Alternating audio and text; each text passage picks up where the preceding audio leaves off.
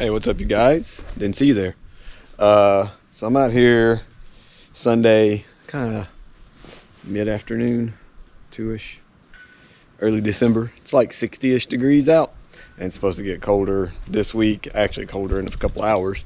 So I thought I'd get out, make a run, show you what it's like. It's really quiet. They started doing the crosswalk over there. I'll post a little video of that as well. And yeah, I'm gonna make a run, show you what it's like up there. It just rained for a couple of days, so road on the way here was a little damp and there was a little bit trash. You know, road's probably cold as well, not the best conditions for traction, so we're gonna be keeping it upright, and I'll show you what it looks like. All right, let's see how this sounds. I hope it's good. I'm using these new Rode Wireless Pro 32-bit float self-recording little devices, and I've also still coming off of a head cold, sore throat, coughing and phlegm, fun stuff. So apologize for the sniffling and excessive clearing of the throat.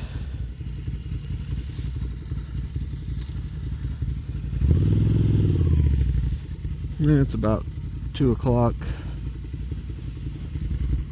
Too lazy to pull the gate up and down. I'm just going to take the shortcut here.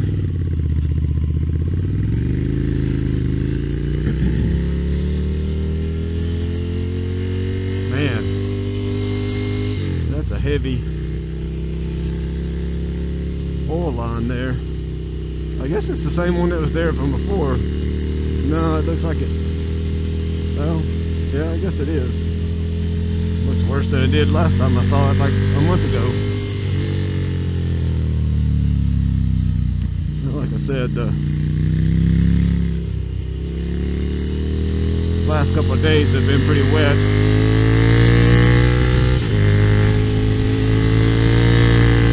The road is still drying. See the wet spots there.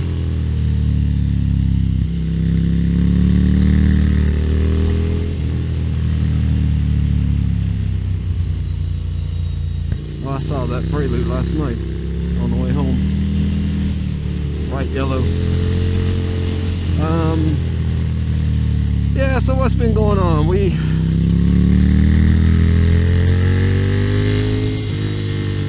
had a pretty good trip out west.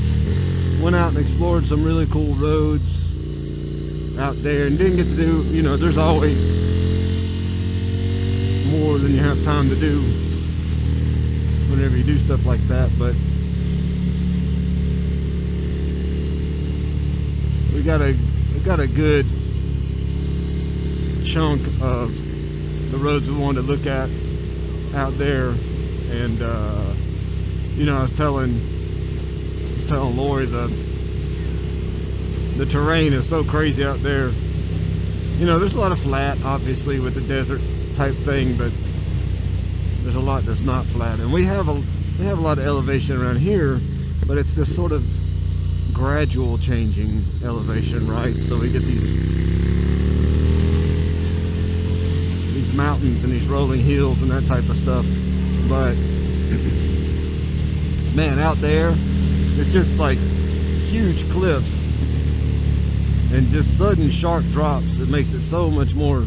Good grief, that's bad. It looks like they've painted it, like they're going to do some repair work there.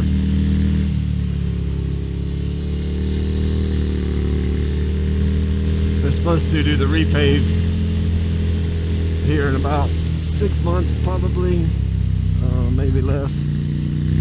Spring, early summer of next year, I think, was the last word we got. So, whew, it is due for it.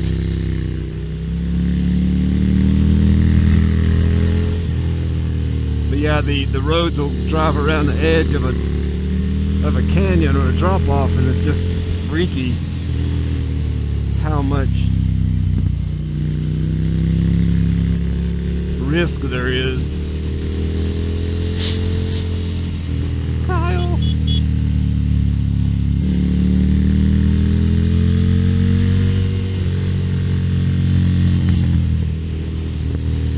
like I'll take my chances with the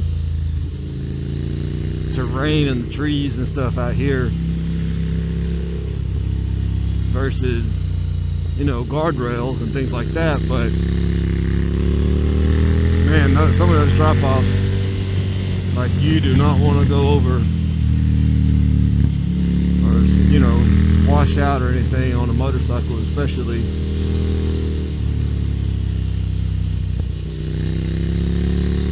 I haven't ridden the bike much this year. I've had so many opportunities to get out on the cart, the go-kart that I have. We got two now. I got a shifter and a single speed, what they call a tag, touch and go, meaning you can touch a button and it starts and you just take off. It's auto clutch, single speed. But I've had so much opportunity and been able to spend so much time on those. It's just something that I've always wanted to do, and I don't know why I didn't do it sooner. It's not terribly expensive. I think a big part of it was just having a place to do it, and since I found Atlanta Motorsports Park and it being less than 2 hours away, you know, and it's a fun, you know, fun drive. It's a nice drive down. It's not something I dread. This is usually a really cold, slippery turn, so gotta be careful here. Something about it, I don't know, in the shade or whatever. And then we're going into gravity cavity. Austin's hole. Nice. Real rough pavement here. Stay to the right, you know, on a motorcycle. Mile marker 3. But yeah, I was able to get out on the carts and just about every week and sort of get that out of my system, the want to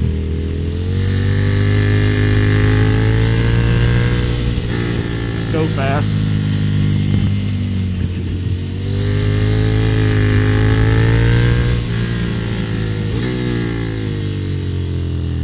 This bike is so good for this road and what I do. There's bikes that are better for this road, don't get me wrong, but they sacrifice so much in other areas. And, you know, I've always said the best machine, the most fun machine that I've ever had out here, street legal, asterisk. Not that I would ever drive anything illegal out here. Wink, wink, nudge, nudge, say no more. This is always wet right here too, so like coming back you gotta be careful on the exit right here. Thank you. Mile marker 4. But yeah, the Supermoto's really, really hard to beat out here for just pure fun. Maybe not quite the fastest, but not too far off, but they're just so easy to drive. But man, they suck everywhere else to me. I don't know, some people, you know, they're more hardcore, or they you know, there's softer ones that people would be like, what are you talking about, this thing's easy to ride. That's probably not my idea of a perfect supermoto. So for those of you who aren't familiar, supermoto or motards is basically a dirt bike with street tires, street suspension, street geometry. And a lot of people think that you can just take a dirt bike and put street tires on it, but there's more to it than that for a real supermoto setup. The suspension is usually too soft, has too much travel for dirt, so, you know, corrective suspension components to stiffen things up, and you can shorten the stroke because you don't need all that travel, and that allows the suspension to work better in its little range that it has to work in then. And there's also trail and rake, which I don't really understand, to be honest. It's like black magic, black art, but it's different for street than dirt. And if you try to convert dirt, that rhymes, setup for the street, you don't address that difference, then it can make the handling be less than ideal.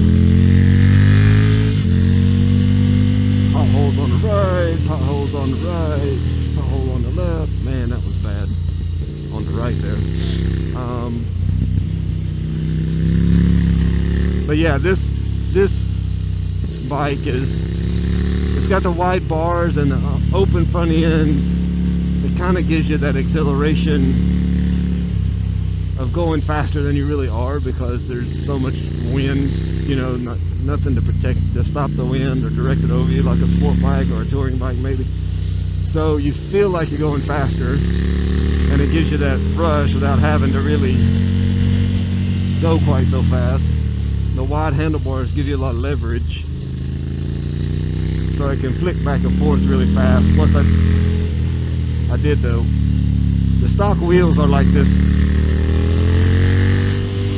cheap cast aluminum. You know, this is a budget Ducati. This is the cheap Ducati basically, and so it's the wheels that it came with are not super high performance and expensive. They're not like forged aluminum or anything, so it's a heavy form of manufacturing, and so you get a real benefit from changing those out versus some motorcycles that you're not going to lose a lot of weight by changing out the wheels. But I went to carbon wheels. I've always wanted to try it, and so that really took like 10 pounds of rotating weight off the bike, which rotating weight on a motorcycle is a funky thing. It's super critical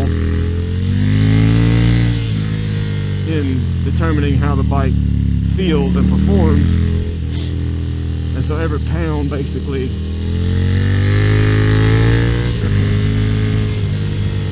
of rotating weight on a motorcycle is about the equivalent of 7 pounds of static weight. And so I lost the equivalent of almost 70 pounds of static weight off the bike.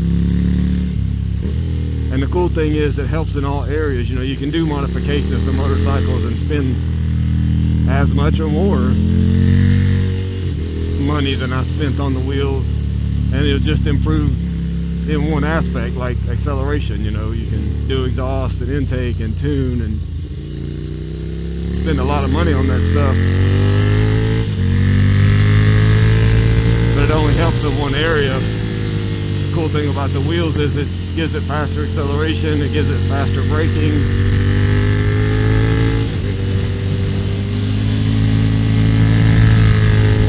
and better handling, and most of all, you know, the handling aspect. I also changed out the suspension to some really nice 3-way valved rear shock and upgraded front fork cartridges, so that made some improvements there to where I can dial it in a little bit more for my body weight and everything. Although I really didn't have a problem too much with the stock suspension. It was a little soft. A lot of people really don't like the stock suspension in the Ducati forums and stuff, but I think that they're a little heavier than me. At the time I was about 150, 155. I'm hovering around 160 now. Need to get out and exercise more and stop eating so much. Alright, we're almost to the end here, going past local parking 2 and local parking 1. I don't want this person to pull across the road, so I'm staying back a little bit here. A lot of people will bust across the road right there, and we're almost to the end. It doesn't matter. Car burned back there. Thank you, I appreciate that. The leaves have come off the trees now, so you get a really cool view of the lake that been missing for a few months.